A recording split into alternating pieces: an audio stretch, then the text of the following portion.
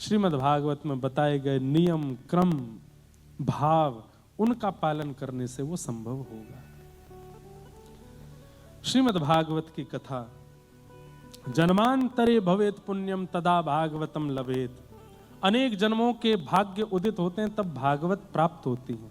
अब एक बात और सुन लीजिए, कथाएं तो बहुत सुनते हैं लोग, लगभग हर कथा में कई लोग आने वाले लोग हैं जो हर कथा में आते हैं, पर असर कुछ भी नहीं है। 0.1% भी असर नहीं है उनके पास। इसका मतलब क्या है? जीवन में इतना पुण्य है ही नहीं कि भागवत का असर हो उन पे। और जिन पर असर होना होता है ना, 1 घंटा नहीं 1 मिनट की बात से असर हो जाता है। मैंने ऐसे कितने लोग देखे। कल ही जिस फ्लाइट से मैं आया यहां, उसमें जो फ्लाइट अटेंडेंट थी, मैं तो सो गया।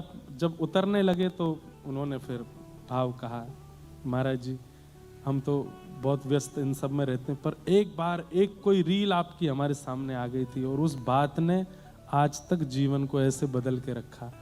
मैंने कि बताओ, यहाँ 7-7 दिन की कथा सालों साल लोग सुनते रहते हैं, फिर भी असर नहीं होता। 1 मिनट की बात ने असर कर दिया।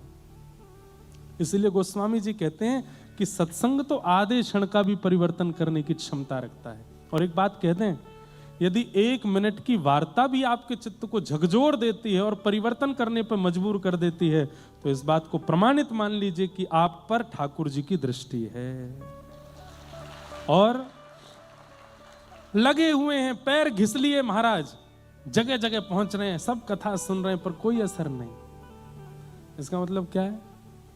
केवल आ रहे हो, ठाकुर जी चाहते ही नहीं कि तुम बदलो। पुलस्त ऋषि के खानदान में जन्मा है रावण, एक सदकुल में जन्मे, एक ब्राह्मण कुल में जन्मे, अनुष्ठान भी उनके यहां होते थे, संस्कृत का भी ज्ञाता था, सब कुछ जानता था, शिव आराधना करता था, पर ठाकुर जी चाहते ही नहीं थे कि ये राक्षसत्व से निकले, बदला ही नहीं। लेकिन घनघोर राक्षस परिवार में जन्म लिया प्रहलाद जी ने। सब राक्षस हैं लेकिन फिर भी भक्त बने प्रहलाद। क्यों? ठाकुर जी चाहते हैं। और बस भैया, ये पूरी क्रिया किस लिए है? कि ठाकुर जी बस चाह जाएं कि यहाँ पे मोह कृपा करनी है, फिर पूरी दुनिया आपके आड़े खड़ी हो जाए, आप पर कृपा होने से कोई रोक नहीं सकता।